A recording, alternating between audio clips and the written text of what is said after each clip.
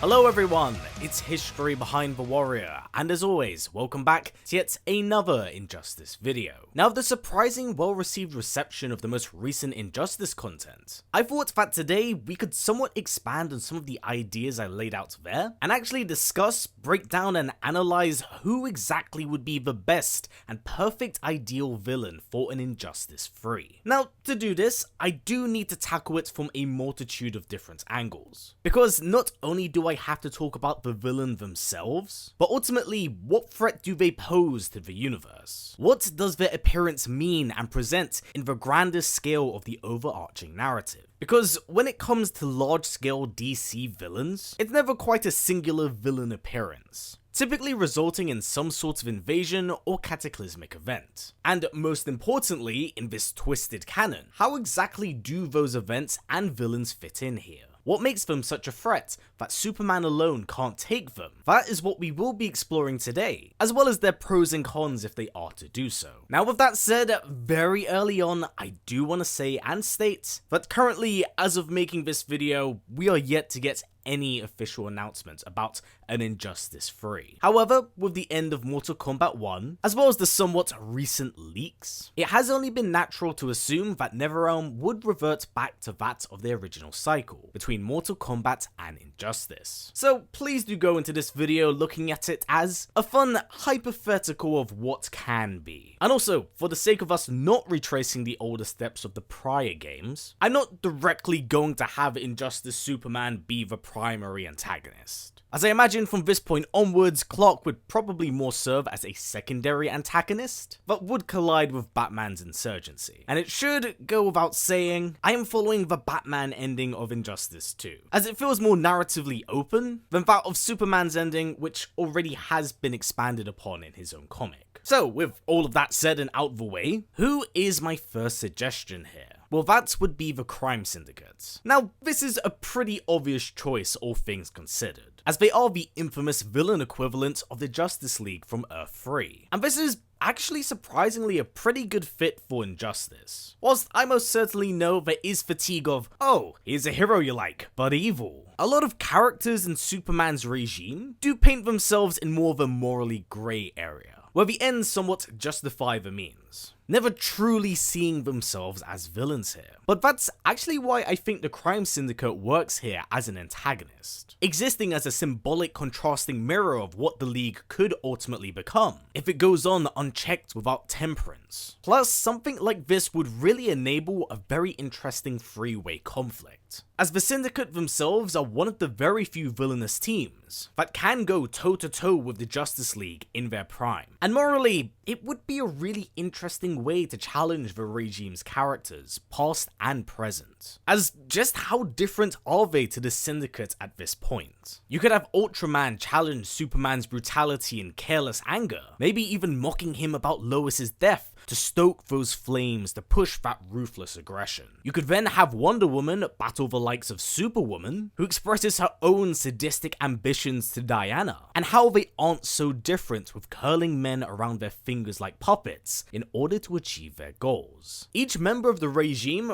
really has someone to kind of bounce off within the Syndicate. And in fact, I feel like the seeds for the Syndicate have already been sown, as Grid, Cyborg's counterpart, does make a very small appearance in Injustice 2, albeit as a premium character skin. But his incorporation here could easily be seen as a sign of what's to come, offering a new angle and direction for Injustice's moral ambiguity. And in terms of roster, this actually works out pretty well, because with the Crime Syndicate effectively being mirrored imitations of the League, Injustice's premium skin shaders basically save up a slot on the roster for more characters, especially if a forever evil approach is taken narratively. And I know to some, this may be a bit disappointing, but realistically, I think it makes far more sense for them to serve as true reflections of the main cast. But if you really want a difference between these two sides, I think you could go back and lean into the custom special moves from Injustice 2 to add a little bit of flavor to each villain. So unlocking these shaders wouldn't just change the visual elements of the character, but also of course give them new dialogue and special moves associated with that character, whilst retaining the core character's moveset. I think that's a good workaround, as batarangs could be changed for owlrangs, and Wonder Woman's lasso of truth now appears as the lasso of submission. But that's not to say that this direction is entirely perfect, because let's face it, the whole evil take on hero thing might actually feel a bit redundant in a universe this bleak. And whilst the Crime Syndicate is a formidable team, I don't think they're probably dangerous enough to warrant an entire game with them as the main focus. Plus, I don't want a member of the Crime Syndicate like Ultraman to basically be the final boss, because it is evil Superman. In fact, I think kind of like the closest thing we do have to a boss-like character is Mazars. And whilst very formidable in his own right, having a twisted depiction of Shazam's core abilities, I don't know if I'd find him nearly compelling enough to be thrust into like a villain-like role. Although, admittedly, I will say, it would be quite poetic for Superman to be confronted by a sort of Lex Luthor that has been given the powers of Shazam. So, whilst I think the Crime Syndicate are a really strong pick, it's not without its flaws. So, this now takes us onto our next option here, and I knew I had to feature them on this list in some capacity, because they were just so popular a few years back. And honestly are kinda cool, I can't deny that. And that is the Dark Knights of the Bat God, Barbados. Now for those unaware, Barbados comes from the underbelly of the multiverse itself, in the shadows cast by the New 52 and its respective reality known as the Dark Multiverse. A twisted and contorted plane that is a bent horrific nightmare of its respective world. So, seeking conquest and power on the upper plane, Barbados would utilize Batman as a vessel and catalyst to emerge on that front, utilizing the infamous Batman Who Laughs to lead his charge with the Dark Knights, fellow twisted and altered versions of Bruce Wayne across the Dark Multiverse. And here, his legion would have a pretty twisted multiversal crisis, with the League itself narrowly having bested the Knights, before then sealing away Barbados. But how exactly does something like this translate over to the Injustice series? And really, does it even kind of work? Well, yeah, there's certain elements of this that can be taken and applied to the Injustice series. Because here's the thing with Barbados, he's not dead, simply locked away. So he's actually still technically available as a villain, and with him being a multiversal threat, it means that he doesn't have to narrow his gaze to simply that of the main comic continuity, so his gaze could fall onto that of the Injustice universe. And honestly, it's kind of more of an ideal candidate and world for him to conquer, especially in the twisted and contorted nature of it. It's honestly kind of a miracle it hasn't been eclipsed and claimed by the Dark Multiverse itself. But let's be kind of for real, half the fun of Dark Knight's metal were the Knights themselves, being twisted, horrific, bastardized takes on Batman. And here's the thing, with most of the Knights having been slain or defeated, NetherRealm are also given the benefit and opportunity to add their own take on like twisted concepts of existing characters. And from a purely visual aesthetic, stylistically, this is all 100% up NetherRealm Street. Now, from a storytelling perspective, with Batman effectively being the good guy in this universe, the appearance of the Dark Knights could really throw this world upside down. Having it so, Superman's regime definitely does not look as bad as it has in the past, as the horrors they could unleash could really bring into question the Bruce Wayne that is supposedly protecting this world. And Clark could even use this opportunity to convince the world that he is somewhat the lesser evil. So the insurgency themselves have to come to terms with how they trust their own Bruce, kind of flipping the power dynamic in this universe, and sowing distrust from within. Plus, the Dark Knights themselves could actually function as shaders for returning and newer characters, with the Devastator and Merciless being skins for Doomsday and Ares. And for the Drowned, we could actually introduce Mira, who is yet to be a playable character, but we do know does exist in this universe. And you could actually do this to a large majority of the cast, to add more knights to Barbados' legion. But this now does take us onto the cons itself, which is, well, the theme of Dark Knight's metal. Whilst I think the initial idea and concept for this was very cool, and even Dark Knight's metal itself on release was quite well received, the overarching narrative itself focused on more so the Batman Who Laughs than Barbados himself, with the Joker-fied Bruce even going on to become like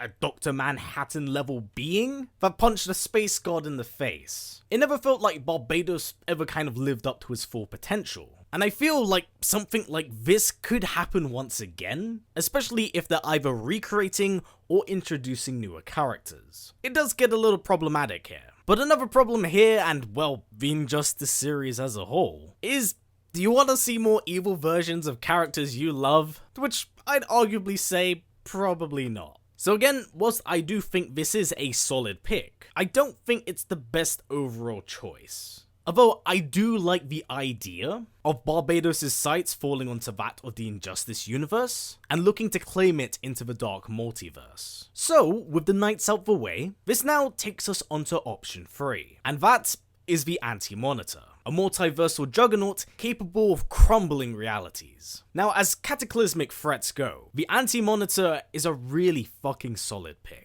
Especially if they're aiming for a conclusion to this trilogy, as there's more than likely outside factors that's probably pushing the studio towards a reboot. So the Anti-Monitor himself is the perfect villain for such a large-scale event, as he serves as both big bad and a reason for worlds, realities, and characters to collide. And let's be for real, when it comes to the Injustice universe, one of its largest hindrances has been character deaths, somewhat limiting who you can and can't have appear on the roster. I mean, hell, they even had to bring a Green Arrow from another universe just to undo that. But that's what I think makes the Anti-Monitor special here. He is appropriate for this story, and one of the few characters that enables this direction. Thus, with the goal of consuming realities, I think the Injustice universe is a perfect pick for him, as it's arguably one of the weakest in terms of resistance, with the world broken by both the regime and Brainiac. On paper, makes him a pretty strong candidate, and with his godlike scale and power, he challenges the biggest heavy hitters in the DC universe on a one-on-one playing field. It would force the fractured heroes to unite, and even other realities to stop him. And here's the thing, something like this has already been set up since the first Injustice game, as it is a multiverse story, forcing two worlds to collide against each other in order to stop the regime's Superman. Thus, it would be kind of interesting to know what happened exactly to that reality following the events of Injustice 1. Were they better left off after? Or did things somehow wind up worse despite the years of advantage they had?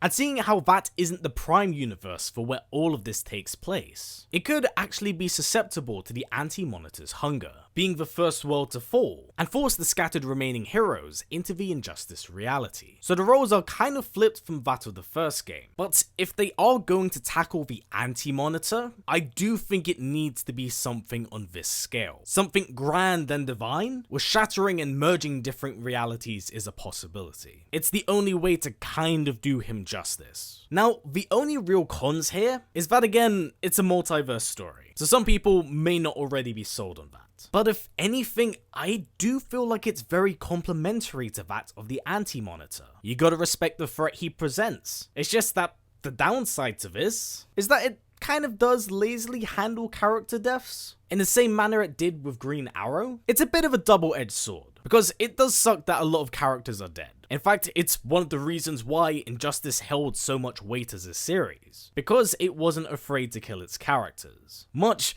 to its own flaw in that regard. But now it gets the benefit of remedying those issues, but it's done so in kind of an unsatisfying way? I don't know, it's a bit of a weird mixed bag on this one, because I can tell some people will like it because they get their favorite character back, whereas some may find it to be a lazy plot device. It's really hard to say, but nonetheless, I do think the Anti-Monitor is actually a very strong pick here. Almost a near perfect one if they do plan to reboot. Which now takes us on to option 4, Nekron of the Black Lantern Corps. And whilst admittedly I think this one is probably a little bit too late to the race, especially in terms of cultural relevancy because, well, zombies, he in many ways is kind of like a perfect ideal villain for Injustice 3. That is, if it continues to remain as a self-isolated story. as not only does it work around death, but does so with purpose, as the rings themselves forcibly grant both the gift and curse of resurrection. And when it comes to Injustice as a series, something that's built on the consequences of death and loss, it's kind of a near perfect pick, because Nekron's rise means the return of long beloved lost characters, ones who by normal means are far beyond our reach. Looking at you, Beast Boy. And keep in mind, unlike the multiverse direction, which brings in characters from outside our reality, all returning characters here have weight behind them.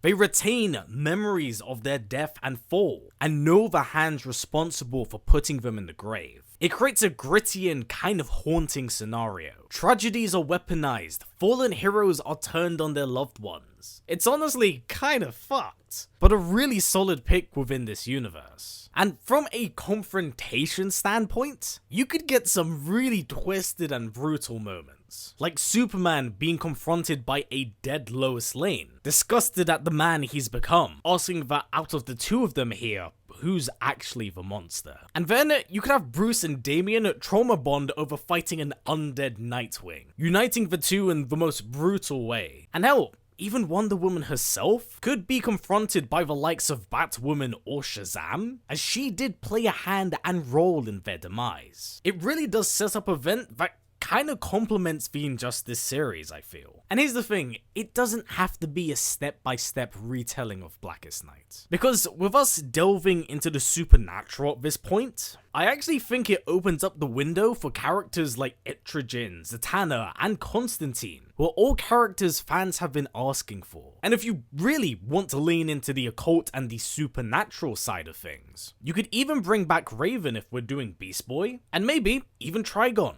as we do know he exists here. Point is, something like this is actually a really good gateway to introduce a lot of elements and characters back into the fold, whilst expanding on the foundation that's there. I mean, hell, you could even create the Justice League Dark out of this. Whilst Nekron himself isn't the most crazy captivating villain, what he brings and represents to the universe fits in with the themes of injustice and its finality. Like, something like this could really shake up the morality of characters, making the lines between the regime and the insurgency kind of fade away. Because characters like Cyborg, for example, are only aligned with the regime due to the Titans being killed. What happens when he's faced by his teammates, who would be disgusted by his choices and decisions? So I do actually think that this is a super solid pick. Whilst I don't think it's likely, I do really enjoy the possibilities and options it does present, as it's isolated, retains its canon and continuity, and also makes things feel kind of cohesive because of it. So this now takes us onto our last and final choice here, and you guys knew this was coming. I'm of course talking about Darkseid, tyrannical god king of Apocalypse, and enthusiast of the anti-life equation. And again, this should be like no surprise to any of you, because when you think of the arch nemesis of the Justice League, Darkseid is like at the top of that list, and for very good reason. Reasons that I will explore in a bit narratively to somewhat break down his symbolic significance, but unlike a lot of villains that I've talked about here, we actually know that Darkseid exists in the present. Not just due to him having been a pre-order bonus character in Injustice 2, but during the Injustice 1 comic book run, he would have his son Kalibak lead an attack on Earth in Darkseid's name, an attempt that ultimately resulted in Kalibak's death, but all the same made his presence known, and he would officially appear a few years later, battling Superman in one-on-one combat on Apocalypse, nearly tearing that planet apart, with the fight itself ultimately ending in a stalemate. Now, since that comic book run, a great deal of time has passed by, and when it comes to Darkseid, it's only really kind of a matter of time when he'll make his next attack, with his appearance in Injustice 2 as a sign of an omen of what's to come. But I think the icing on the cake here is what Darkseid himself represents to Injustice. You see, Darkseid is almost what Superman could be, and I don't mean that through his absurd power or eye lasers, but through control itself. For that is what the anti-life equation is. Complete control, dominance, and subjugation over its individuals. The very same sort of authoritarian control that Superman had under his time as a dictator. Thus, with the Justice League split in two, and no Superman around, there could not be a better time for a character like Darkseid to have an invasion. In turn, kind of forcing Superman's release from the Phantom Zone. So if these two cross paths again, it wouldn't just be a battle of two juggernauts, but that of willpowers and ideals. So as endgame apocalyptic enemies go, I think that Darkseid's quite fitting if they do wish to conclude this trilogy. Narratively opens up a wide window of opportunity for new characters we've never met before. We could get Granny Goodness, Steppenwolf, Mr. Miracle, Big Barda, and hell, even the Black Racer. Darkseid Siege really opens up that opportunity, showing just how far things are spiraling out of hand. And the great thing about Darkseid here as well is that he's kind of a character that bypasses the bullshit of plot armor, and he's kind of allowed to smoke people. And considering the nature of Injustice, we probably need something to shake up the formula, with maybe some heroes falling beneath his hand. As Injustice 2 kinda sets up a new generation of characters for the Justice League. So if both sides are broken, the regime and insurgency are eroded, and a new league can be formed. But what's to say we simply limit our vision and scope to that of Darkseid here? Because with him having already been a pre-order bonus character, we know that someone else has to fill in those shoes. And you can probably tell where I'm going with this. But if we're gonna tackle Darkseid, I feel like it'd also be appropriate to include the Anti-Monitor. Because these two do not particularly like each other, and have previously encountered and battled each other during the Darkseid War. So it'd be interesting to see him be interjected in some way, as it doesn't have to solely focus on Darkseid's invasion. And with pre-order characters now kind of having roles in NetherRealm games, it does make a lot of sense. So something like this is super possible. Whilst I myself am not a crazy big Darkseid fan, I can't deny that the spectacle of an event like this would be very cool to see, especially if it turns into an all-out war with the Anti-Monitor.